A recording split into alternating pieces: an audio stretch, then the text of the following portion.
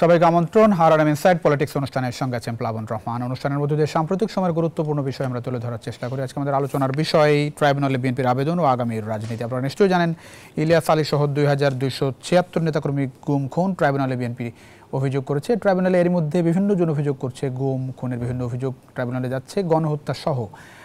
সেই ধারাবাহিকতায় এবার বিএনপি আনুষ্ঠানিকভাবে ট্রাইব্যুনালে অভিযোগ জানিয়েছে এবং সেখানে বলা হয়েছে 2276 জন নেতাকর্মী গুম খুন হয়েছে আওয়ামী লীগের আমলে এবং আওয়ামী লীগের বিচার তারা দাবি করেছে। এ বিষয়ে মূলত আমরা আজকে আলোচনা করতে চাই। আমাদের সঙ্গে আছেন কথা বলতে ব্যারিস্টার শাইখ মাহাদি জুমি আমাদের সঙ্গে যুক্ত আছেন। একই সঙ্গে আমাদের সঙ্গে স্টুডিওতে আছেন বজলুর রশিদ ফিরোজ, সাধারণ সম্পাদক বাংলাদেশের সমাজতান্ত্রিক দল বাসদ। পাশাপাশি আমাদের সঙ্গে যোগ দিচ্ছেন আজিজুল বারী হেলাল, তথ্য গবেষণা সম্পাদক বিএনপি। ব্যারিস্টার শাইখ মাহাদি এবং বজলুর রশিদ ফিরোজ, আপনাদের দুজনকে স্বাগত জানাচ্ছি আরআরএম ইনসাইড পলিটিক্সে। আপনি নিশ্চয়ই জানেন যে ট্রাইব্যুনালে বিচার কাজ শুরু হয়েছে এবং প্রতিদিনই আসলে অভিযোগ আসছে যারা গুম খুনের শিকার হয়েছে, তারা ন্যায্য বিচারের জন্য আসলে যারা এতদিন আদালতে দাঁড়ে দাঁড়িয়ে ঘুরেছেন তারা এটিকে সুযোগ হিসেবে দেখছেন এবং তারা মনে করেন যে ট্রাইব্যুনালের মাধ্যমে গুম খুনের প্রকৃত বিচার আসলে হবে। আমরা শুরু করতে চাই ব্যারিস্টার শাইখ, আমাদের সঙ্গে এর মধ্যে যোগ দিয়েছেন আজিজুল বারী হেলাল, তথ্য গবেষণা সম্পাদক। তিনজনকে স্বাগত জানাচ্ছি ইনসাইড পলিটিক্স অনুষ্ঠানে। শুরু করতে চাই ব্যারিস্টার শাইখ মাহাদি, নিশ্চয়ই শুনতে পাচ্ছেন আপনি আমাকে? জি, শুনতে পাচ্ছি, ধন্যবাদ। একটু ট্রাইব্যুনালে বিএনপি যে অভিযোগ করেছে একটু আপনার মাধ্যমে বিস্তারিত জানতে চাই। সেখানে যেমনটা আমরা দেখতে পাচ্ছি গণমাধ্যমের মাধ্যমে, সেখানে যেটি বলা হয়েছে যে গত কয়েক বছরে ইলিয়াস আলী সহ 2276 নেতাকর্মী গুম খুন হয়েছে, ট্রাইব্যুনালে বিএনপি অভিযোগ করেছে। একটু বিস্তারিত অভিযোগটা সম্পর্কে একটু বিস্তারিত আপনার মাধ্যমে জানতে চাই। জি, ধন্যবাদ। আজকে সকালে ট্রাইব্যুনালে বিএনপির পক্ষ থেকে একটি প্রতিনিধি দল এসেছিলেন। তারা আমাদের কাছে দুটো অভিযোগ দায়ের করেছেন মোটা দাগে। একটি হচ্ছে, যেটা আপনি কারেক্টলি বলেছেন, বিচার বহির্ভূত হত্যাকাণ্ড, যেটা মূলত ক্রস ফায়ার বলে যেটা আমরা বুঝে থাকি। এই ক্রস ফায়ারের অভিযোগে 2008 থেকে 2024 এই প্রায় 16 বছরের টাইম লাইনে ওনারা 2276টি অভিযোগের একটা কমপ্লেইন্ট আমাদের সামনে দিয়েছেন। আর এর পাশাপাশি গুমের স্পেসিফিক 153টি অভিযোগ ওনারা করেছেন ওনাদের দলের কর্মীরা, যার মধ্যে জনাব ইলিয়াস আলী ছিলেন এবং অন্যান্য আরো যারা অনেকে রয়েছেন। তাদের মোট 153টি অভিযোগ রয়েছে। তো আমাদের চিফ প্রসিকিউটরের কাছে অভিযোগগুলো দায়ের করা হয়েছে এবং এই অভিযোগগুলো যাচাই বাছাই শেষে আমাদের তদন্ত সংস্থার কাছে পাঠিয়ে দেওয়া হবে এবং তদন্ত শেষে সেগুলো বিচারিক কার্যক্রমের জন্য এগিয়ে নিয়ে যাওয়া হবে। এমনি এই অভিযোগের মধ্যে দিয়ে বিএনপি আসলে বিস্তারিতভাবে কি বলেছে, মানে সেটি একটু যদি বলেন। 153টি গুম, 20 পৃষ্ঠার অভিযোগ। খুব বেশি বিস্তারিত এই মুহূর্তে বলবো না, তবে যেটা আপনারা কমন একটা ন্যারেটিভ কিন্তু আমরা সবাই মোটামুটি জানি, যে বিশেষ করে তাদের যে নেতাকর্মীদেরকে যে একটা প্যাটার্ন ফলো করা হতো বিগত 16-17 বছর ধরে, বাসা থেকে আইন শৃঙ্খলা বাহিনীর নাম করে উঠিয়ে নিয়ে যাওয়া হতো। এরপর তাদেরকে গ্রেফতার দেখানো, কাউকে কাউকে গ্রেফতার দেখানো হতো, কাউকে কাউকে আর কোথাও খুঁজে পাওয়া যেত না। পরবর্তীতে বিভিন্ন সময় আমরা কখনো কখনো ক্রস ফায়ারের নামে কিছু কিছু ব্যক্তির লাশ আমরা উদ্ধার হতে দেখেছি এবং কিছু কিছু মানুষ কিন্তু এখনো ফিরে আসেননি। তারা 16 বছর বা 15 বছর বা দীর্ঘ সময় ধরে তারা এখনো নিখোঁজ বা গুম রয়েছেন। তো মোটা দাগে এই অভিযোগগুলোই, এই ধরনের অভিযোগগুলো বিভিন্ন ভিকটিম ভিত্তিক তারা আমাদের সামনে উপস্থিত করেছেন। এগুলো যাচাই বাছাই পর্যালোচনা চলছে। তো সামগ্রিক বিবেচনা এটা যাচাই বাছাই শেষে আসলে আমরা তদন্ত সংস্থার কাছে পাঠিয়ে দিব এবং তখন আমাদের বিস্তারিত তদন্ত কার্যক্রম শুরু হবে। জি, অনেক ধন্যবাদ। আমাদের সঙ্গে এর মধ্যে যোগ দিয়েছেন হাবিবুল ইসলাম হাবিব, আমাদের সিনিয়র রিপোর্টার নিউজ 24 এর। হাবিবুল ইসলাম হাবিব, নিশ্চয়ই শুনতে পাচ্ছেন আপনি আমাকে? আপনি সারাদিন আজকে ছিলেন আদালতের ট্রাইব্যুনালে, একটু আপনার কাছ থেকে একটু বিস্তারিত জানতে চাই। আজকে বিএনপির গুম খুন মামলা বিষয়ক সমন্বয়ক মোহাম্মদ সালাউদ্দিন কথা বলেছিলেন, একটু তিনি আসলে কি বলেছেন, কি ধরনের দাবি ট্রাইব্যুনালের কাছে বিএনপির, এবং এই যে অভিযোগ দায়ের করেছে সেই অভিযোগ সম্পর্কে একটু বিস্তারিত আপনার মাধ্যমে জানতে চাই।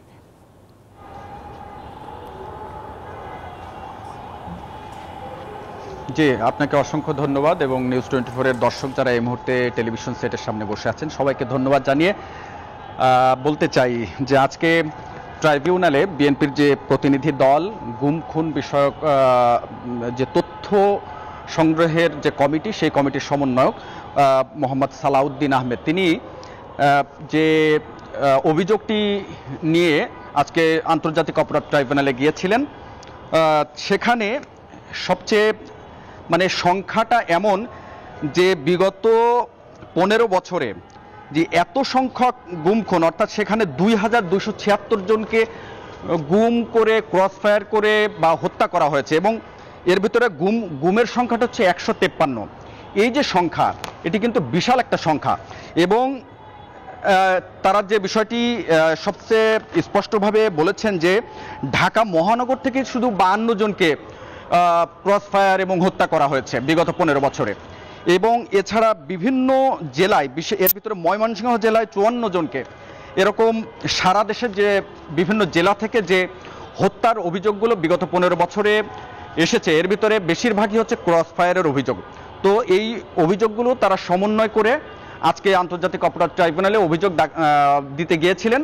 তো আমাদের সাথে তারা ব্রিফিংয়ের আগে চিফ প্রসিকিউটর বরাবর তারা যে অভিযোগ দাখিল করেছেন সেখানে তারা উল্লেখ করেছেন এই বিষয়গুলো।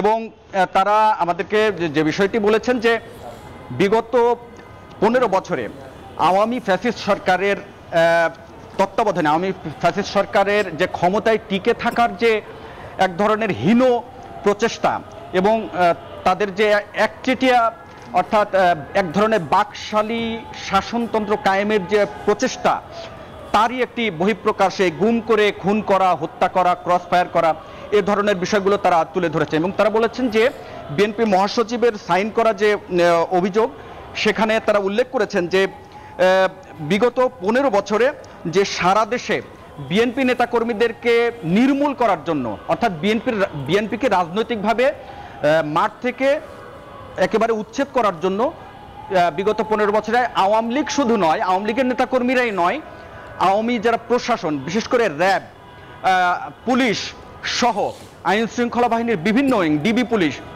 সমস্ত রাষ্ট্রীয় অর্গানগুলো তারা কাজে লাগিয়েছে। এবং সেই কাজে লাগিয়ে বিএনপির নেতাকর্মীদেরকে একেবারে তৃণমূল থেকে তারা যেন তারা রাজনৈতিক ক্ষেত্রে তাদের কোনো আওয়াজ না থাকে, তাদের বাকরুদ্ধ করা যায়, সেই প্রচেষ্টাটি আওয়ামী লীগ করেছে। আরেকটু ছোট্ট করে একটা বিষয় একটু বলবেন, সেটা হচ্ছে যে এটি কি ধরেন কোনো আইন শৃঙ্খলা রক্ষাকারী বাহিনী, এই যে ধরেন বললেন যে গুম করে নিয়ে যাওয়া, গুম করে হত্যা করা, এটি কি স্পেসিফিক্যালি কাদের বিরুদ্ধে অভিযোগ? এটা কি পুরো আওয়ামী লীগের বিরুদ্ধে অভিযোগ, নাকি মানে কোনো সংস্থার বিরুদ্ধে অভিযোগ, নাকি সরকারের বিরুদ্ধে অভিযোগ, বিগত সরকারের বিরুদ্ধে অভিযোগ? একটু এই জায়গাটা স্পষ্ট করবেন। জি, তারা যে বিষয়টি উল্লেখ করেছেন যে এর ভিতরে সবচেয়ে বড় এলিগেশন বিগত 15 বছর ধরে যেটি কিন্তু সামগ্রিকভাবে আলোচিত ছিল, র্যাবের ভূমিকা। জি, তো তারা শুধু র্যাবের কথাই উল্লেখ করেনি, তারা বলেছে যে আওয়ামী লীগ নেতাকর্মীরাও কিন্তু এই গুম খুনের সাথে জড়িত ছিল তাদের দাবি অনুযায়ী। এবং রাষ্ট্রীয় যে বাহিনীগুলো, প্রশাসনিক যে অর্গানগুলো, র্যাব, পুলিশ, বিজিবি সহ এই বিগত 24 সালের 5 আগস্ট পর্যন্ত যে হত্যাকাণ্ডটি সংগঠিত করেছে, সামগ্রিক অভিযোগগুলো তারা ট্রাইব্যুনালে জমা দিয়েছেন। এবং তারা বলছেন যে এই রাষ্ট্রীয় বাহিনীকে ব্যবহার করে আওয়ামী লীগ যে কিভাবে নৃশংসভাবে বিএনপি নেতাকর্মী শুধু নয়, বিএনপির যে অঙ্গ সংগঠনগুলো এবং অন্যান্য বিরোধী দলগুলো তাদের নেতাকর্মীদেরকে হত্যা করেছে। তবে বিএনপি এবং তাদের অঙ্গ সংগঠনের, বিশেষ করে ছাত্র দল, যুব দল, তাদের অঙ্গ সংগঠনের নেতাকর্মীদেরকে, বিশেষ করে ইলিয়াস আলী, আপনি জানেন যে সিলেটের একজন খুব নেতা ছিলেন বিএনপির, এবং সবসময় ভারতের যে আগ্রাসন বিরোধী যে বক্তব্যগুলো ইলিয়াস আলীর মুখে কিন্তু সবসময় সমুচ্চারিত হয়েছে। এছাড়া আরো বেশ কয়েকজনের নাম তারা উল্লেখ করেছেন। তারা বলছেন যে শুধু রাষ্ট্রীয় বাহিনী নয়, এখানে আওয়ামী লীগ, যুবলীগ এবং তাদের অঙ্গ সংগঠনগুলো এই গুম খুনের সাথে জড়িত। জি, অনেক ধন্যবাদ হাবিবুল হাসান হাবিব যুক্ত আমাদের সঙ্গে বিস্তারিত তথ্য জানানোর জন্য। আমরা একটু স্টুডিওতে ফিরতে চাই। আমাদের সঙ্গে আছেন আজিজুল বারী হেলাল, আছেন বজলুর রশিদ ফিরোজ। আজিজুল বারী হেলাল, একজন বিএনপি কর্মী হিসেবে একটু জানতে চাই আসলে মানে ঠিক কি কারণে এই ঘটনাগুলো ঘটানো হচ্ছে বলে মনে হয়? মানে এটা কি ধরেন, মানে কাকে, এটা কি দলকে চাপে রাখা, নাকি হাবিব বলছিলেন যে কিছু কারণ আসলে বলা হচ্ছে? আপনার কাছ থেকে একটু জানতে চাই, আপনি নিশ্চয়ই কাছ থেকে দেখেছেন, আপনার সহকর্মী এসবের শিকার। ধন্যবাদ আপনাকে। আসলে এই গুম খুন এইগুলো তো আপনার ফ্যাসিবাদের ক্যারেক্টার এরকমই হয়। ফ্যাসিবাদ তার ক্ষমতা পাকাপোক্ত করবার জন্য এবং ক্ষমতায় টিকে থাকবার জন্য প্রতিবাদী শক্তিকে আপনার ধ্বংস করবে, এটাই হলো ফ্যাসিবাদের ক্যারেক্টার। এবং যেহেতু শেখ হাসিনা আপনার স্বৈরাচার টার্ন ইনটু ফ্যাসিস্ট 9 সালের নির্বাচনের পর সে ছিল স্বৈরাচারী কায়দায় দেশ শাসন করেছে। 12 সালের পর থেকে, এটা আমার অ্যানালাইসিস, 12 সালের পর থেকে এই স্বৈরাচার টার্ন করেছে ফ্যাসিজমে এবং নিজে ফ্যাসিস্ট হয়েছেন। ফ্যাসিস্টের কাজ হলো প্রতিবাদী শক্তিকে হত্যা, নির্যাতন, গুম, খুন, বিভিন্নভাবে ডিসঅ্যাপিয়ার, মানুষ নেই, এইগুলো সে শুরু করে একটা প্যানিক ক্রিয়েট করতে চেয়েছে, যে এই প্যানিকের ফলে আপনার তার প্রতিবাদী শক্তিগুলো মাঠে থাকবে না, সে একাই আপনার রাজ্য শাসন করবে। কিন্তু এই বাংলাদেশের মাটি যত নরমই হোক এবং বাংলাদেশের মানুষের মন যত নরমই হোক, বাংলাদেশের মানুষ যে সবসময় বিদ্রোহী লড়াই সংগ্রাম করতে অভ্যস্ত, সেই 47 থেকে আমাদের এদেশের মানুষ যত বড় আপনার লৌহ কঠিন স্বৈরাচার হোক না কেন, তার বিরুদ্ধে কিন্তু প্রতিবাদ করেছে। ব্রিটিশকে তাড়িয়েছে, মোগলদের তাড়িয়েছে, সুলতানদের তাড়িয়েছে, এরপরে আপনার পাকিস্তানিদের তাড়ালো। এখন যে আধিপত্যবাদ, হেজিমনি, ইন্ডিয়ান যে হেজিমনি বাংলাদেশে বিরাজ করছিল দীর্ঘ 17 বছর, সেটাকেও ছেলেরা তাড়িয়েছে, তাই না? সুতরাং আমাদের এই দেশে একটা কথা বলতে হয় যে আমাদের এই দেশের মানুষ যে বাঙালিজ আর দ্য ব্রেভ নেশনস, আমরা পড়তাম আগে ছোটবেলায়, তো সেই ব্রেভনেস দেখাই আমরা এই ফ্যাসিবাদকে মুক্ত করেছি। এবং ফ্যাসিবাদ তো আমাদের দেখেন শুধু বিএনপিরই 2500-এর মতো নেতাকর্মীকে তারা হত্যা করেছে, গুম করেছে, প্রায় 150 বেশি লোককে গুম করেছে। অর্থাৎ অন্য সমস্ত রাজনৈতিক দলের থেকে বিএনপি যদি একটা বড় রাজনৈতিক দল, বিএনপির উপর আঘাতটা সবচেয়ে বেশি রয়েছে। আর সবচেয়ে বড় জিনিস হলো, দেখেন বিএনপির উপর আঘাত হওয়ার কারণ হলো যে এই দেশের স্বাধীনতা সার্বভৌমত্বের যখনই আপনার কোনো হুমকির সম্মুখীন হয়েছে, তখন বিএনপি সবসময় এর বিরুদ্ধে কথা বলেছে। এই জন্য বিএনপির উপরে তার আঘাতটা বেশি। একটা বিষয় বলবেন যে ধরেন বিগত 15 বছর 17 বছর ধরে যে সরকার ক্ষমতায় ছিল, বিগত সরকার, সে সময় কি গুম খুনের বিরুদ্ধে আপনারা আদালতে গিয়েছেন, মানে এই অভিযোগগুলো নিয়ে বিএনপির পক্ষ থেকে? আমরা তো বিএনপি গত 17 বছর তো আদালতকে চ্যালেঞ্জ করে রাজনীতিটা করতে হয়েছে। সকাল থেকে শুরু হয়েছে, সন্ধ্যা পর্যন্ত আদালতে আমাদের ম্যাক্সিমাম নেতাকর্মী কাটাতে হয়েছে। এবং এইসব গুম খুনের বিষয়ে আমরা যখন থানাগুলো আমাদের ডিনাই করলো, তখন আমরা কোর্ট পর্যন্ত গিয়েছি।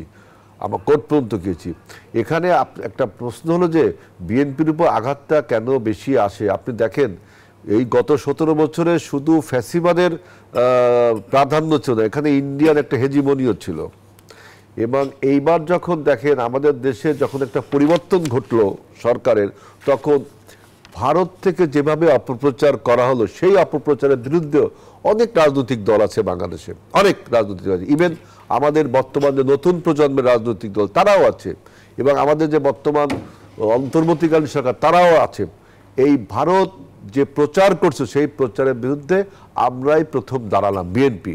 আমরা অ্যাম্বাসিগুলো ঘেরাও করলাম, লং মার্চ করলাম সীমান্তব্যাপী, এবং আমাদের বক্তব্য পরিষ্কার করলাম যে ভারত যেভাবে বাংলাদেশের উপর অপপ্রচার এবং যে সমস্ত নতজানু কথাবার্তা বলছে, থ্রেটমূলক কথাবার্তা বলছে, তখন আমাদের অনেকে মুখে সিপিএটে বসেছিল ভারত বিরোধী। আমরা তার প্রতিবাদ করেছি এবারও। সুতরাং এই যে আপনার ফ্যাসিবাদ এবং ভারতীয় হেজিমনি, এই যৌথ আক্রমণে বিএনপির উপরটা বেশি আক্রমণ। আদালত আগে বিষয়গুলোকে আমলেই নেয়নি। আদালত তো আপনি বললাম কি, আদালতে তো আমাদের থানা যখন ডিনাই করছে, আমরা আদালতে গেছি, আদালতেও আমাদের মামলাগুলো নেয়নি, তাই না? কোন আদালতে কোনো মামলা নিয়েছে? আমাদের মামলা নেয়নি, বরঞ্চ আমাদের বিরুদ্ধে মামলা দিয়েছে, গায়াবী মামলা। পৃথিবীর ইতিহাসে একটা ঘটনা, যে ঘটনা ঘটে নাই, তারপরে বিএনপি নেতাকে নামে মামলা দিয়েছে। অনেক ধন্যবাদ বজলুর রশিদ ফিরোজ। আপনাদের দলের উপরে বা নেতাকর্মীদের উপরে এরকম নির্যাতন, অত্যাচার হয়েছে কিনা একটু এই জায়গাটা একটু জানতে চাই, এবং সেই জায়গাটায় আপনারা আসলেই এই সরকারের সময়ে কোনো রকম প্রতিরোধ বা আদালতের শরণাপন্ন হতে পেরেছিলেন কিনা? ধন্যবাদ আপনাকে এবং সহ আলোচক যারা এখানে যুক্ত হয়েছেন এবং যারা দর্শক শ্রোতা, তাদেরকে সবাইকে ধন্যবাদ জানাচ্ছি। একটা খুবই সেনসিটিভ ইস্যু, যে ইস্যুটা নিয়ে আপনি এখানে আলোচনার অবতারণা করেছেন, এবং গুম বিষয়ক একটা কমিটিও এই অন্তর্বর্তীকালীন সরকারের পক্ষ থেকে করা হয়েছে, এবং তাদের পক্ষ থেকে ইতিমধ্যেই নানা যে গুম কমিটি করা হয়েছে তাদের যে তদন্ত এবং ইনভেস্টিগেশন যেগুলো চলছে তার মধ্যে ইতিমধ্যেই পত্রপত্রিকায় কিছু খবর বেরিয়েছে এবং ব্যক্তিগতভাবেও তাদের সদস্যদের অনেকের সাথে কথাবার্তা বলে যেটা জানা যাচ্ছে তারা ইতিমধ্যেই 700-র অধিক যে গুমের যে ঘটনা সেগুলো তারা জানতে পেরেছে। এবং আজকে বিএনপির যে প্রতিনিধি দল ট্রাইব্যুনালে গিয়েছে সালাউদ্দিন সাহেব, উনি নিজেই একজন ভিকটিম, গুমের ভিকটিম। উনি দীর্ঘদিন এখানে বাংলাদেশ থেকে গুম হওয়ার পরেও উনি ভারতে ছিলেন এবং ভারতে দীর্ঘদিন থাকার পরে এই গণ অভ্যুত্থানের পরেই উনি দেশে ফিরেছেন। কাজে উনি সবচেয়ে ভালো বলতে পারবেন যে গুম বিষয়ে। 153টি স্পেসিফিক গুমের অভিযোগ, উনি 153টি গুমের কথা বলছেন। গুম কমিটি কিন্তু 700-রও অধিক এটা ঘটনা পেয়েছে। তো এর যেটা বলছেন যে আমাদের দলের পক্ষ থেকে কেউ গুম হয় নাই, কিন্তু বিগত সরকারের সময়ে যে আওয়ামী ফ্যাসিবাদী দুঃশাসন যে গত 15 বছর 15.5 বছর ছিল, তাতে বিভিন্ন সময়ে জনগণের যে দাবি দেওয়া নিয়ে যখন আন্দোলন করতে গিয়েছি, শ্রমিকদের দাবি, কৃষকদের দাবি, ছাত্রদের দাবি, নারীদের দাবি, সেই সমস্ত আন্দোলন দমন করার ক্ষেত্রে সেই রাষ্ট্রীয় বাহিনী সেগুলোকে ব্যবহার করেছে এবং তাদের দলীয় যে সন্ত্রাসী বাহিনী, ছাত্রলীগ, যুবলীগ সহ স্বেচ্ছাসেবক লীগ ইত্যাদি, সেই বাহিনীর যে নির্যাতন সেগুলো আমাদের দল সহ বিভিন্ন বিরোধী দল সকলের উপরেই সেই নির্যাতন নিপীড়ন কম বেশি সেগুলো পরিচালনা। হাবিবুল ইসলাম হাবিব বলছিলেন যে ধরেন বিভিন্ন মানে আইন শৃঙ্খলা রক্ষাকারী বাহিনী তো আছেই, এজেন্সির কথা বলেছেন, কিন্তু যেটি বলছিলেন যে আওয়ামী লীগের যারা তৃণমূলের নেতাকর্মী বা বিভিন্ন সংগঠনের নেতাকর্মী তারাও এটার সঙ্গে জড়িত, মানে তাদের বিষয়ে যেটা বললেন হাবিবুল ইসলাম, যেটা বললেন তারা অভিযোগে বিএনপির পক্ষ থেকে দাখিল বলা হয়েছে, নিশ্চয়ই এটা থাকতে পারে। অনেক ক্ষেত্রে আমরা দেখেছি যে বিগত ফ্যাসিস্ট রেজিমের সময়ে ছাত্রলীগের, যুবলীগের এরা বিভিন্ন বিরোধী দলের নেতাকর্মীদেরকে ধরে তাদের উপরে অত্যাচার করে তারা আবার পুলিশের হাতে সোপর্দ করেছে। এই ধরনের ঘটনা ঘটেছে। তারপরে হয়তো তারা আর ফিরে আসে নাই। এই ধরনের অনেক অসংখ্য ঘটনা আছে, তৎকালীন সময়ে পত্রপত্রিকায় সেগুলো আমরা প্রকাশিত হতে দেখেছি। কাজেই সেই কারণে তারা এটা একটা দল, একটা ফ্যাসিবাদী দল বা ফ্যাসিবাদী সরকার, সেই সরকার যখন তাকে তার সকল যে ইনস্ট্রুমেন্টগুলো সেগুলোই সে ব্যবহার করে তার রাষ্ট্র ক্ষমতা সেখানে টিকে থাকার জন্যে এবং শাসন শোষণ যে কার্যক্রম সেগুলো পরিচালনা করার জন্য সমস্ত অ্যাপারেটাসগুলোই সে ব্যবহার করে। কাজে দলীয় ক্যাডার বাহিনী, সন্ত্রাসী বাহিনী এবং রাষ্ট্রীয় যে বাহিনীগুলো আছে, সমস্ত প্রশাসন, বিচার বিভাগ, সমস্ত কিছুকেই ব্যবহার করেই সে তার এই ফ্যাসিবাদী দুঃশাসনটা বহাল রাখে এবং সেটা কায়েম রাখে। মানুষের উপরে জবরদস্তিমূলক যে শাসন, জনগণের ম্যান্ডেটবিহীন যে শাসন, সেই শাসনটা বহাল রাখার জন্য সমস্ত পন্থাই সে অবলম্বন করে থাকে এবং তার নজির গত সরকারের আমলে আমরা দেখি। আমরা একটু ব্যারিস্টার শাইখ মাহাদি একটু যেতে চাই, নিশ্চয়ই শুনতে পাচ্ছেন, আপনি আমাদের সঙ্গে আছেন ব্যারিস্টার শাইখ মাহাদি, শুনতে পাচ্ছেন? জি, একটু বিচারের প্রক্রিয়া সম্পর্কে একটু জানাবেন। মানে আপনি বলছিলেন তদন্ত হবে, তারপরের প্রক্রিয়ার সম্পর্কে একটু জানাবেন এবং আমরা বারবারই একটু সময় নিয়েও আলাপ করি, কত সময় লাগতে পারে আসলে এখন পুরো বিচারিক প্রক্রিয়ায়, একটু ধারণা চাই। জি, ধন্যবাদ। প্রথম বিষয় হচ্ছে যে আমাদের আসলে এই তদন্ত প্রক্রিয়াটা চলমান আছে এবং আমাদের ইনভেস্টিগেটররা দিনরাত কাজ করছেন। আমরা দুটো জিনিস এখানে ইনশিওর করতে চাই। প্রথমত হচ্ছে এই বিচারটা হবে বাংলাদেশের ইতিহাসে একটা মাইল ফলক স্থাপনকারী বিচার। কারণ ইতোপূর্বে আমরা এই আন্তর্জাতিক অপরাধ ট্রাইব্যুনাল সহ বাংলাদেশে গত 16-17 বছরে, যেটা হেলাল ভাই বলছিলেন একটু আগে, যে বিচার কিংবা আদালতকে কেন্দ্র করে এক ধরনের ফ্যাসিবাদী শাসন ব্যবস্থা কায়েমের একটা অপচেষ্টা চালানো হয়েছিল। তো সেখান থেকে বেরিয়ে এসে বাংলাদেশে ইনসাফ বা ন্যায় বিচার কায়েম করার যে একটা প্রচেষ্টা বা একটা দৃষ্টান্ত আমরা স্থাপন করতে চাই, সেটার জন্য আমাদের তদন্তটা সুষ্ঠু হওয়া যেমন জরুরি, তেমনি ট্রায়াল বা বিচারের প্রক্রিয়াটাও স্বচ্ছ এবং দৃষ্টান্ত স্থাপনকারী হওয়া জরুরি। এই কারণে আমরা খুবই স্পেসিফিক্যালি কাজগুলো করছি। আমরা আমাদের ইনভেস্টিগেটররা চেষ্টা করছেন এবং আমরা আশা করছি যে খুব দ্রুততম সময়ের মধ্যেই, যেমন আমাদের চিফ প্রসিকিউটর অন্য একটি মামলার ক্ষেত্রে প্রধান আসামি শেখ হাসিনা সহ তার বিরুদ্ধে যে আনিত অভিযোগগুলো আছে তার ক্ষেত্রে 3-4 মাসের একটা টাইমলাইন দিয়েছিলেন, যে এর মধ্যে তদন্ত কার্যক্রম শেষ হবে। সাম্প্রতিক সময় আপনারা এটিও দেখেছেন যে গুমের বিষয় স্পেসিফিক্যালি, এবং শুধু আজকে যে অভিযোগগুলো এসেছে এটি নয়, বরং এর আগে যে অভিযোগগুলো আমরা পেয়েছি সেগুলোর উপর ভিত্তি করেই শেখ হাসিনা সহ বেশ কিছু আসামির বিরুদ্ধে ওয়ারেন্ট জারি করা হয়েছে এবং সেখানে আমাদের একটা স্পেসিফিক প্রসিডিং অলরেডি চলমান আছে। আজকে যে অভিযোগগুলো আমরা পেয়েছি দেশের বৃহত্তম রাজনৈতিক দলের কাছ থেকে এবং তাদের যে নেতাকর্মীরা যেভাবে নির্যাতিত হয়েছেন বিগত 15-16 বছর ধরে, সেই প্রক্রিয়া, সেই অভিযোগগুলো আমাদের এই চলমান প্রক্রিয়ার মধ্যে যুক্ত হয়ে যাবে এবং এটাকে আরো বেশি গতিশীল করবে এবং আমাদের কাজেও হয়তো সহযোগিতা করবে। মানে একটা বিষয় একটু বলবেন, সেটা হচ্ছে যে ধরেন মানে সাক্ষী, তারপরে যেসব তথ্য প্রমাণ দরকার এই যে গুমের অভিযোগ প্রমাণের জায়গাটায়, সেটি এই সময়ে কি কোনো রকম বাধা দেখছেন আপনারা প্রসিকিউটর হিসেবে, প্রসিকিউশনের পক্ষ থেকে? না আমরা সত্যি কথা বলতে যেটা আমরা আমাদের এই সময়ে কোনো ধরনের বাধা কিংবা কোনো ধরনের প্রতিবন্ধকতা দেখছি না। এর আগে আমরা দেখেছি যে এভিডেন্স বা সাক্ষী খুঁজে বেড়াতে হতো। অনেক সময় আমরা এই আদালত কিংবা ট্রাইব্যুনালেও দেখেছি যে সাক্ষী বানিয়ে নিয়ে আসার মতো কাজও হয়েছে। বাট আমাদের ক্ষেত্রে যেটা হচ্ছে যে এই অপরাধের সাক্ষী যথেষ্ট আছে, প্রমাণও যথেষ্ট আছে, এগুলোকে গুছিয়ে বাস্তবসম্মত এবং আন্তর্জাতিক মান উত্তীর্ণ যেন হয় এমনভাবে উপস্থাপন করাটাই হচ্ছে আমাদের এখন মূল চ্যালেঞ্জ, এবং সেই কাজটা আমরা করছি। আমাদের আশা করছি যে সাক্ষী বা বিচারিক প্রক্রিয়ার ক্ষেত্রে কোনো ধরনের সমস্যা ইনশাল্লাহ হবে না, এবং সরকারের পক্ষ থেকে আমরা যথেষ্ট সহযোগিতা পাচ্ছি। এবং সবচেয়ে বড় কথা, আমাদের মূল শক্তি হচ্ছে আমাদের শহীদেরা এবং আমাদের ভিকটিম ফ্যামিলিরা, যারা প্রতিনিয়ত আমাদের সাথে আসছেন। আজকে যেরকম বিএনপি থেকে এসেছিলেন, যেমন প্রতিদিনই তারা আমাদের সাথে আসছেন, তারাই আসলে আমাদের মূল প্রেরণার উৎস হিসেবে কাজ করছেন। সো আমরা এই জিনিসগুলোকে সামনে রেখেই কাজ এগিয়ে নিয়ে যাচ্ছি। জি, অনেক ধন্যবাদ ব্যারিস্টার শাইখ মেহেদী আমাদের সঙ্গে যুক্ত হওয়ার জন্য। আমরা একটু স্টুডিওতে ছোট্ট করে একটু জানবো এই বিষয়ে। আজিজুল বারী হেলাল, প্রত্যাশা কি থাকবে আসলে ন্যায় বিচার পাওয়ার জায়গাটা ট্রাইব্যুনালের কাছে? অবশ্যই ন্যায় বিচারের প্রত্যাশা সবারই থাকবে, কিন্তু এটাকে এত আর্লি রিমার্কেবল বলার কোনো কারণ নেই, কারণ কি এখনো তো কেবল শুরু। সুতরাং আপনার আর একটা কথা, যে দ্রুত সময়ের মধ্যে বিচার করতে হবে কেন? তাই তো বিচারে ভুল ত্রুটি হবে। প্রয়োজনীয় সময়ের মধ্যে আপনি বিচারটা করবেন, যাতে সাক্ষী প্রমাণ ঠিক থাকে। কেউ ওই আপনার এর আগে যে মানবতা বিরোধী বিচার হয়েছে, তার আগে যে আপনার যেসব বিচার হয়েছে, অনেক কথাবার্তা ছিল, তাই না? এইখানে যাতে স্বচ্ছতা থাকে, এই জন্য দ্রুত সময়ের মধ্যে করলে তো স্বচ্ছতা থাকবে না। আপনাকে প্রয়োজনীয় সময়ের মধ্যে প্রয়োজনীয় কাজটাই করতে হবে, এবং এইটা নিয়ে আগের থেকেই আপনার রিমার্কেবল বা কোনো আমাদের কাছে এভিডেন্স আছে, অমুক আছে, তমুক আছে, তাহলে কিন্তু মানুষের প্রশ্ন জাগে। সুতরাং এই বিচার প্রক্রিয়া নিয়ে আমাদের শুধুমাত্র আইনজ্ঞরা যারা প্রসিকিউশনে আছেন, তাদের যারা মুখপাত্র, তারা জনগণকে জানালে, প্রত্যেকদিন জানালে, পত্রিকার মাধ্যমে, প্রেস ব্রিফিংয়ের মাধ্যমে আমরা বুঝতে পারবো। তা আমার যেটা বিশ্বাস, যে এই ঘটনাগুলো যেহেতু ঘটছে, সত্য ঘটনা, আমাদের মূলে কি আছে জানি না, কিন্তু পাবলিক পারসেপশন এবং আমাদের যে নেতাকর্মী, আপনি ইলিয়াস আলীর নাম বললেন, আরো অনেকে বাংলাদেশে, সালাউদ্দিন ভাই তো বেঁচে ফিরছে, তাই না? এরকম আমাদের চৌধুরী আলম, ছাত্রদলের জনি, এরকম প্রচুর লোক এখনো কিন্তু তারা ফিরতে পারেনি। তারা কি মরে গেছে কিনা তাও জানি না, তারা বেঁচে আছে কিনা তাও জানি না। এটা তো খুনের থেকেও ভয়াবহ ব্যাপার।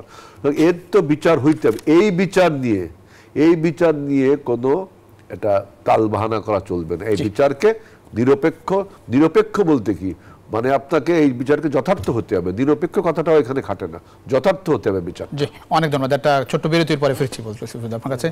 দর্শক, ছোট্ট একটা বিরতিতে যাচ্ছি। RRM স্টিল ইনসাইড পলিটিক্সে কিছু মধ্যে ফিরছি, আশা করি সঙ্গে পাচ্ছি আপনাদের বিরতির পর। সন্তোষ দল বাসুদ, আমরা কথা বলছিলাম ট্রাইব্যুনালের বিএনপির আবেদন ও আগামীর রাজনীতি নিয়ে।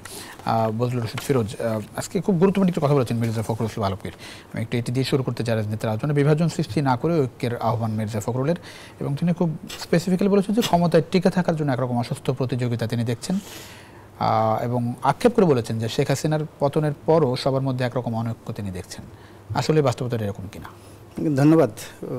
আমি একটা কথা আগের ওই আজিজুল বারী হেলালের প্রসঙ্গ ধরে বলতে চাই, যে যারা গুম হয়েছে, যারা ক্রস ফায়ারে নিহত হয়েছে, এনকাউন্টারে বিচার বহির্ভূত হত্যাকাণ্ড সংঘটিত হয়েছে, সেই সকল হত্যাকাণ্ডের যাতে ন্যায় বিচার এখানে তাদের ভিকটিমদের পরিবার তারা পায়, সেটা আমি আশা করব। এখানে কোনো অতি দ্রুত বা অতি বিলম্ব এটার কোনোটাই যাতে না হয়। ন্যায় বিচারের স্বার্থে যতটুকু সময় প্রয়োজন, সেই প্রয়োজনীয় সময়ে যাতে সেই বিচার কার্যটা সম্পন্ন হয়, সেটাই দেশবাসীর প্রত্যাশা, আমাদেরও প্রত্যাশা। এখানে ধরেন আজকে মির্জা ফখরুল সাহেব, আমিও দেখলাম যে একটা প্রকাশনা বইয়ের মোড়ক উন্মোচনের অনুষ্ঠানে তিনি বলেছেন যে ঐক্যটা দরকার। ঐক্যটা দরকার কী জন্যে? ফ্যাসিবাদের আমরা পতন ঘটিয়েছি, কিন্তু ফ্যাসিবাদী ব্যবস্থা, তার যে রেশ বিভিন্ন জায়গায়, প্রশাসন, আইন শৃঙ্খলা রক্ষাকারী বাহিনী, বিভিন্ন রন্ধ্রে সেগুলো কিন্তু এখনও পর্যন্ত নির্মূল হয় নাই, তার রেশ কিন্তু রয়ে গেছে। কাজে তাকে সম্পূর্ণ নির্মূল করার জন্যে ফ্যাসিবাদ বিরোধী যেই সমস্ত শক্তি ঐক্যবদ্ধভাবে লড়াই করেছে ফ্যাসিবাদ পতনের জন্য, উচ্ছেদের জন্যে, তাদের মধ্যে একটা ঐক্য থাকতে হবে। আবার তার মধ্যে নিজেদের মধ্যে আবার একটা মতের, আদর্শের, সেগুলো ভিন্নতা থাকবে, বক্তব্যের ভিন্নতা সেগুলো থাকবে, কিন্তু কোনো ক্রমেই যাতে আমাদের মূল যে টার্গেট ফ্যাসিবাদী শক্তির পুনরুত্থান, সেটা যাতে না ঘটে, সেই ব্যাপারে ঐক্যমতের কথা বলছে, সেটা আমরাও একমত পোষণ করি যে সেটা ঠিক। কিন্তু ক্ষমতায় টিকে থাকার অসুস্থ প্রতিযোগিতা দেখছেন, মানে একটা ধরেন একটা এই আবার কি সবার মধ্যে ক্ষমতার মোহ কাজ করছে? একটা ধরেন একটা অরাজনৈতিক অনির্বাচিত সরকার, সেইটা আসলে দীর্ঘদিন ক্ষমতায় থাকলে এটা দেশের যে মঙ্গল, সেই মঙ্গলটা বয়ে আনে না।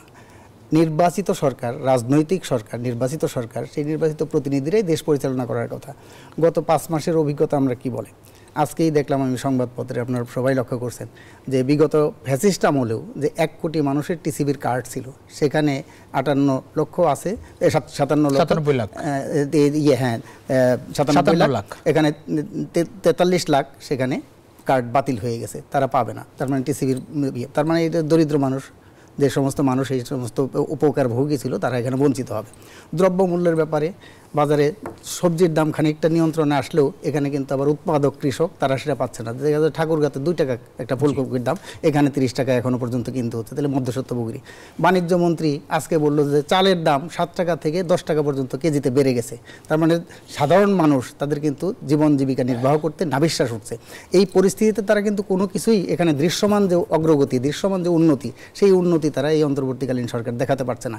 সেই কারণেই এই সরকার ক্ষমতায় থাকার জন্যে ফখরুল সাহেব কিসের প্রেক্ষিতে বলছেন সেটা আমি বলতে পারবো না, কিন্তু যে নানা ধরনের যে এত ধরনের বড় বিস্তৃত জাল ছড়িয়ে দিছে, সেটাকে গুটিয়ে আনা কিন্তু কঠিন হয়ে যাবে। সেই জন্যেই আমরা রাজনৈতিক দলগুলোর পক্ষ থেকে বলছিলাম যে সংস্কার দরকার, সংস্কার একটা চলমান প্রক্রিয়া। তাহলে সেই জায়গায় একটা সুষ্ঠু, অবাধ, অংশগ্রহণমূলক, সবার কাছে গ্রহণযোগ্য একটা নির্বাচন অনুষ্ঠানের জন্য প্রয়োজনীয় যে সংস্কার, সেই সংস্কার করে একটা নিরপেক্ষ নির্বাচন অনুষ্ঠান করাটাই অন্তর্বর্তীকালীন সরকারের দায়িত্ব। নির্বাচনই চান আপনি? জি অবশ্যই, নির্বাচন তো আমাদের বুক করে, গত 3টা নির্বাচনে জনগণ ভোট দিতে পারে না, দেশবাসীর প্রত্যাশা নির্বাচন। এখানে সংস্কার এবং নির্বাচনকে যে প্রতিপক্ষ বানিয়ে ফেলা হচ্ছে, এইটার আমরা বিরোধিতা করি। বিগত ফ্যাসিস্ট সরকারও উন্নয়ন এবং গণতন্ত্র এই দুইটাকে প্রতিপক্ষ বানিয়ে ফেলছে। উন্নয়ন চান না গণতন্ত্র চান, আগে উন্নয়ন পরে গণতন্ত্র। এখনও আগে সংস্কার পরে নির্বাচন, এটা না, সংস্কার এবং নির্বাচন এটা সমান্তরালভাবেই চলা উচিত। সেই জন্য সংস্কারের নামে কোনো মতেই যাতে কালক্ষেপণ না করে একটা দীর্ঘস্থায়ী অনির্বাচিত সরকার এখানে বসে থাকুক, সেটা বাংলাদেশের মানুষ প্রত্যাশা করে না, আমরাও সেটা প্রত্যাশা করি। জি, অনেক ধন্যবাদ আজিজুল হেলাল। এই সরকারের পক্ষ থেকে তো নির্বাচনের একটা টাইম ফ্রেম এসেছে, যদিও সুনির্দিষ্ট তারিখ নেই, কিন্তু একরকম টাইম ফ্রেম আছে যে একবার ম্যাক্সিমাম যতটুকু বলা হয়েছে যে বেশি সংস্কার চাইলে মানে আগামী বছরের জুনের মধ্যে নির্বাচন, আর যদি মোটামুটি কম সংস্কার চাই তাহলে এই বছরের ডিসেম্বরের মধ্যে নির্বাচন সম্ভব। তারপরেও কি কোনো রকম আশঙ্কা আছে আপনাদের মনে? না, আমি সেদিন নিউ এজ পত্রিকার সম্পাদক নুরুল কবির সাহেবের ভাইয়ের সাথে যে প্রধান উপদেষ্টা ইন্টারভিউটা চিফ অ্যাডভাইজার দিয়েছেন, সেখানে তিনি আপনার মতো এরকম দুটো টাইম বেঁধে দিয়েছেন এবং এই কথাও বলছেন যে রাজনীতিবিদরা যদি এই সংস্কার প্রস্তাব না মানে তাহলে আমি এই সংস্কার প্রস্তাব গ্রহণ করব না। তাহলে প্রশ্ন, তাহলে এই সংস্কার কমিশন গঠন করে এতদিন সময় ক্ষেপণ করছেন কেন? আপনার সংস্কার প্রস্তাব যদি রাজনীতিবিদরা না মানে তখন আপনি আর সংস্কার করবেন না, তাহলে এই কাল বিলম্ব করার দরকার কি? সিদ্ধান্ত যদি নেন যে রাজনীতিবিদরা না মানে এবং রাজনীতিবিদরা যে মানবে সেরকম কোনো কাজও আপনি রাখেননি, কারণ সংস্কার কমিশনগুলোর সাথে রাজনীতিবিদদের বৈঠক আপনি করাননি। সংস্কার কমিশনের কাছে আমরা চিঠি দিয়েছি, সংস্কার কমিশন সেই কপি দেবে উপদেষ্টার কাছে, তখন আমাদের সাথে বৈঠক হবে। বৈঠকটা প্রথম হয়ে গেলে কিন্তু এই যে মানা না মানার বিষয়টা অনেক স্বচ্ছ হইতো এবং হইতো সেটা। আরেকটা কথা, যে আপনি যে 2টা টাইমলাইন দিলেন, এই 2টা টাইমলাইনের মধ্যে আপনি কী কী করতে চান? সংস্কারে বললেন যে প্রস্তাব, দেখেন সংস্কারের প্রস্তাব দিল বদিউল আলম মজুমদার সাহেব, 31শে ডিসেম্বর দিবে, কনফার্ম করলেন, তিনি এক্সপার্ট এবং তার হোমওয়ার্ক করা আছে সবই বললেন, কিন্তু হঠাৎ করে দেখলাম তিনি 15 দিন পিছাই দিলেন। আবার স্থানীয় সরকার যে আপনার সংস্কার কমিশন, তারা বলল যে 3 মাস লাগবে এবং তারা নাকি একটা সার্ভে করে দেখেছে যে স্থানীয় পরিষদ নির্বাচনটা আগে চায়। ভাই যেটা বললো যে বিভিন্ন বাইনারি তৈরি করে মুখোমুখি দাঁড় করে দিচ্ছে, অথচ এগুলো সব একসাথে চলতে পারে। আমি একটা কথা বলতে চাই যে এই যে আপনার এই ট্রাইব্যুনালের বিচারের ব্যাপারে, ট্রাইব্যুনালের বিচারের ব্যাপারে দেখেন যে মূল যে মাস্টার মাইন্ড ক্রীড়ানক শেখ হাসিনা, সমস্ত হত্যাকাণ্ডের মূল নায়ক তো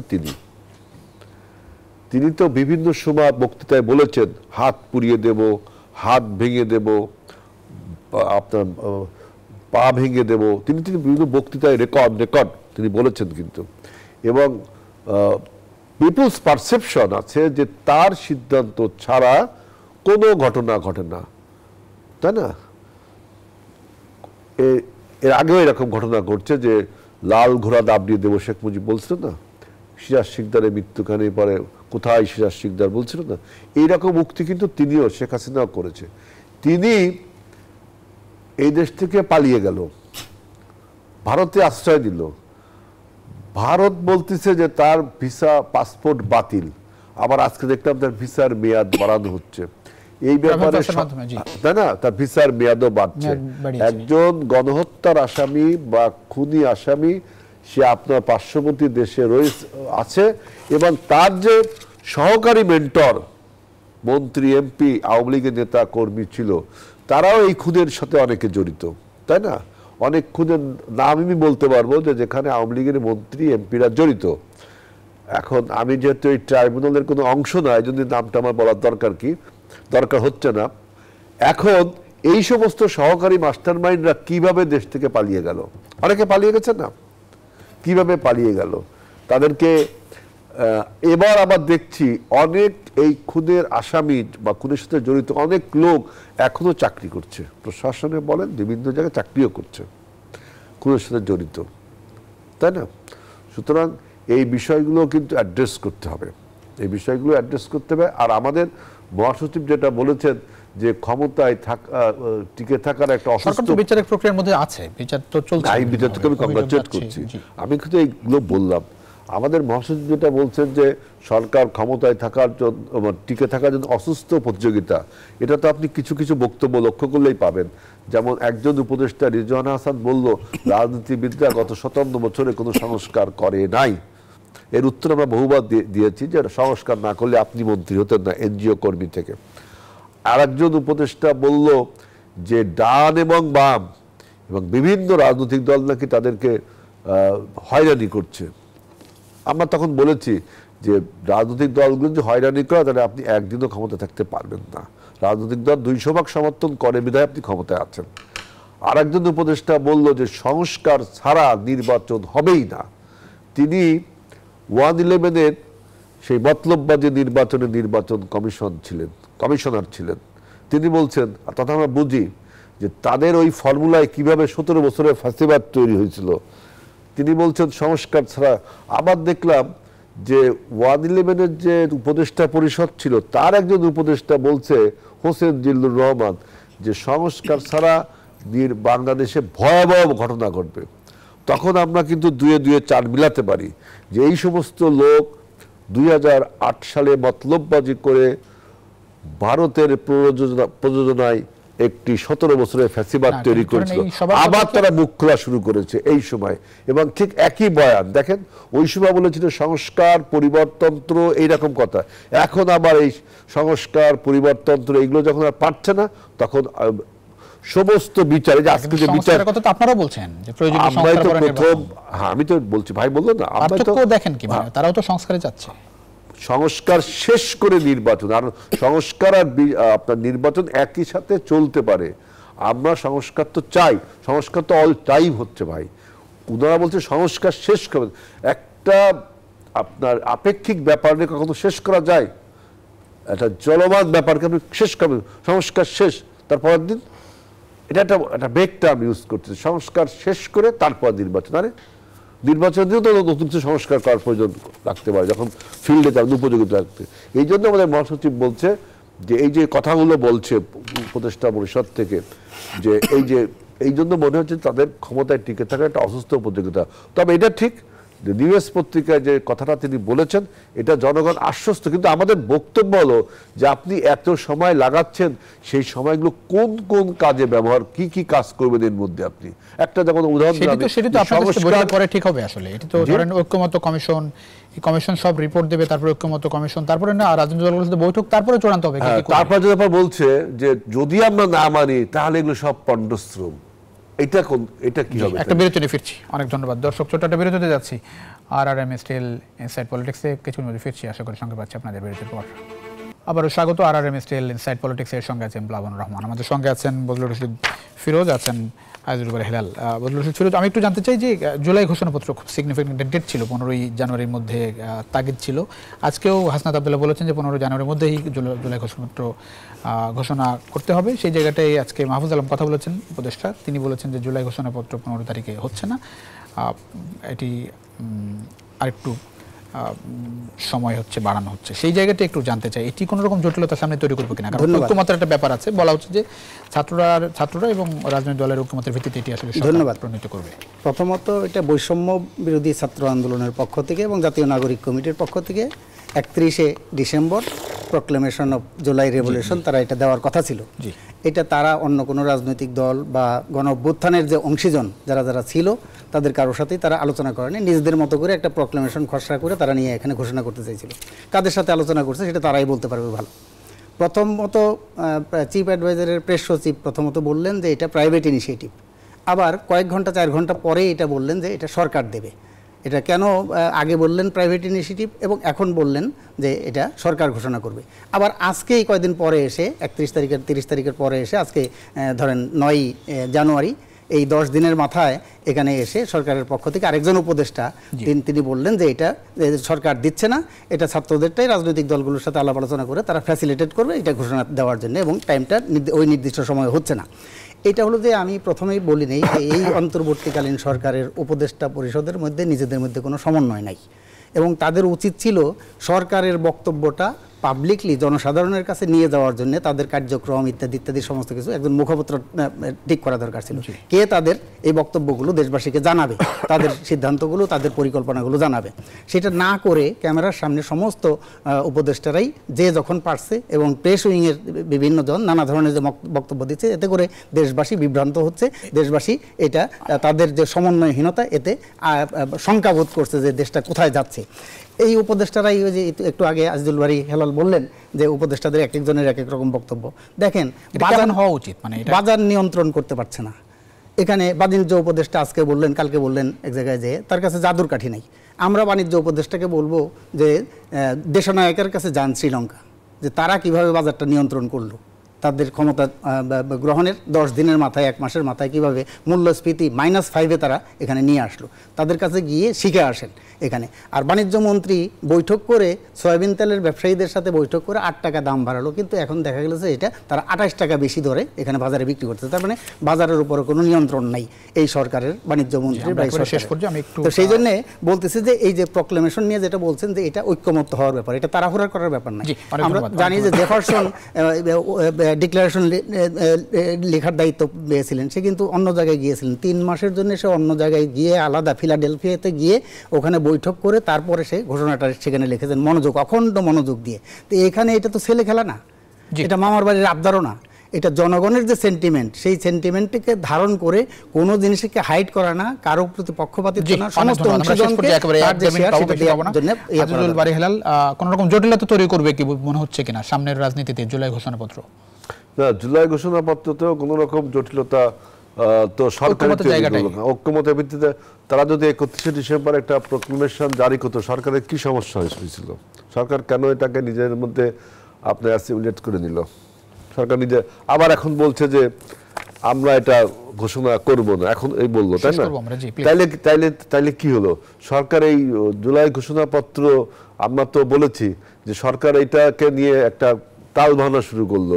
ছাত্রদেরকে 31শে ডিসেম্বর যদি দিত তাহলে আমরা জানতাম যে কি কি করছে, সেগুলোর উপর মন্তব্য করে। এখন তো দলের কাছে পাঠানো হচ্ছে বিভিন্ন দলের, না 31শে ডিসেম্বর পর্যন্ত কখনো কারোর কাছে পাঠানো নেই। আর এটা কি আপনার এই বৈষম্য বিরোধী ছাত্ররা কি সরকারের অঙ্গ সংগঠন যে ওদেরটাও আপনার অ্যাসিমিলেট করতে হবে? তাদেরটা করলে মনে করে আমরা পড়তে পারতাম। আমাদের বক্তব্য এটা অনেক ধন্যবাদ করলে ম্যানুফ্যাকচার হয়ে গেল। এটা বলছি। দুজনকে অসংখ্য ধন্যবাদ। মূল্যবান সময় দেওয়ার জন্য। দর্শক, এই ছিল আজকের RRM ইনসাইড পলিটিক্স। দেখাবেন অন্য সময়, সে পর্যন্ত ভালো থাকবেন। সময় আশা করি নিউজ টোয়েন্টিফোরের সঙ্গে থাকবেন।